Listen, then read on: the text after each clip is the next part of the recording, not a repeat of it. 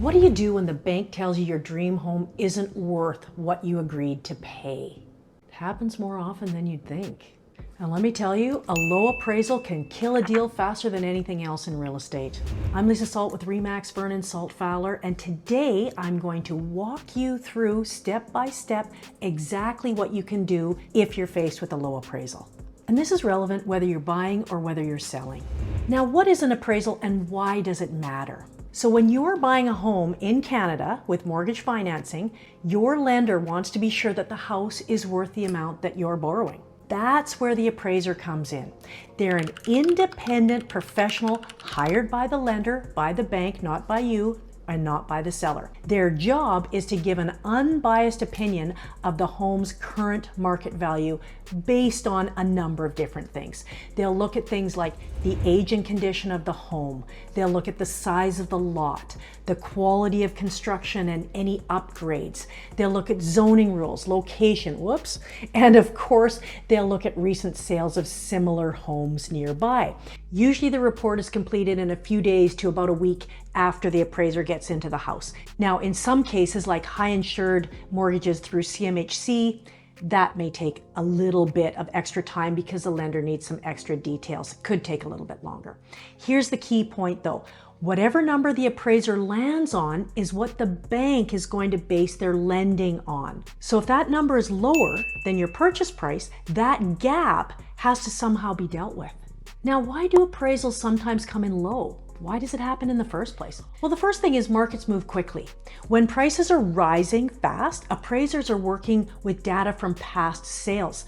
Those sales may already be out of date compared to today's market. Yesterday's sold price isn't the same as today's. However, they need to justify with facts, and the outdated facts may not be the same as the actual sales prices today. Second could be a lack of comparables. If there aren't enough similar sales in the same neighborhood, the appraiser has to make a stretch. And sometimes that brings in value lower than it can be expected because they have to do a bunch of adjusting. It might be a unique home with literally no comparables also, which is actually pretty common in Vernon. There's a lot of homes that are very unique. Third, they may be appraising an over-renovated home. So if the neighborhood has homes that haven't been recently renovated, those lower sales can skew things. And meanwhile, the home that's being appraised that has all the upgrades, it all of a sudden looks less valuable on paper because of what the neighbors have sold for, even if the buyer's willing to pay more. The last thing, it could be just human error. Appraisers are professionals, but they can still miss details, they can make mistakes, use weaker comparables. Anything could happen with their calculations. Could happen. So what can you do about it? The good news is a low appraisal doesn't have to kill your deal. That is the good news. But let's walk through. I've got 5 proven strategies that buyers and sellers anywhere can use to move forward with a lower appraisal.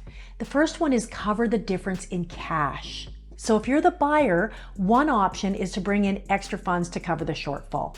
So for example, you're buying a home for $700,000. The appraisal comes in at $680,000. That's a $20,000 gap. So you might choose to pay that gap, that $20,000 in cash. That way the lender's still happy because their loan is based on the appraised value.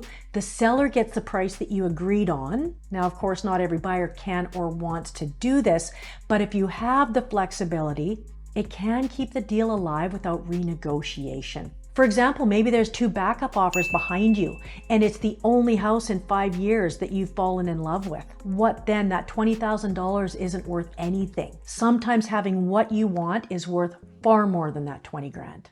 Number 2, negotiate a price reduction. So on the seller's side, sometimes lowering the price is the simplest and best option. It might sting in the moment, but remember, if one appraisal came in low, the next one could very well come in low as well, and then who knows when you're going to sell. So holding out for another buyer might just delay the process and bring you back to the same issue for your future self later. Sometimes agreeing to reduce gets the deal closed faster and it avoids wasted time on the market. Sometimes sellers, depending on how confident they feel, may just reduce their price accordingly.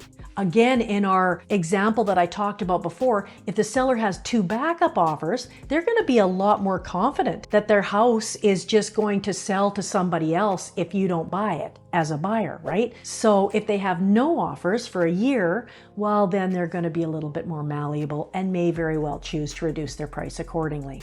Number 3, the other thing you can do is dispute the appraisal. That's another option. Just challenge it. Ask for a copy of the appraisal report. Review it carefully. Did the appraiser miss upgrades or features or something else that's important? Did they use comparables from the wrong area? Did they overlook a recent nearby sale? If there are errors, you can present that to the lender or to the appraiser, and only the lender can order a second appraisal. You can't do it directly, but still, if the evidence is strong enough, it could certainly be worth pushing for. Number 4, present better comparable sales. And this is where your realtor earns their keep. We as realtors can pull together a list of comparable homes that actually and maybe more accurately reflect the current market value. Sometimes appraisers don't have, for whatever reason, or didn't notice the most up-to-date data. But as agents, we're doing this every day. We can highlight relevant sales that support the agreed upon price. Maybe that info goes to the underwriter, and then in some cases, it might sway their decision. Okay, now before we head to number 5, make sure you like this video and subscribe to our channel, as we're dropping new videos like this every single week. And remember, whether you're moving in 9 days or 90 days, or just curious about the area that we call home, be sure to call, text, or email, and just add salt. We're back. Number 5, negotiate a middle ground.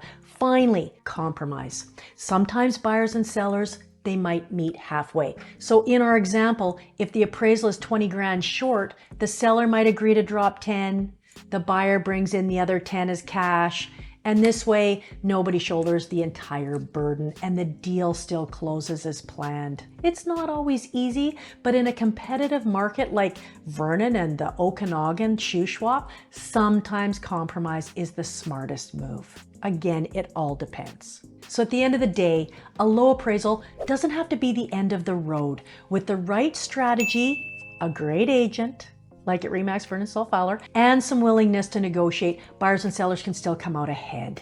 And sometimes what feels like a deal breaker at first just becomes another bump in the road on the way to a successful sale.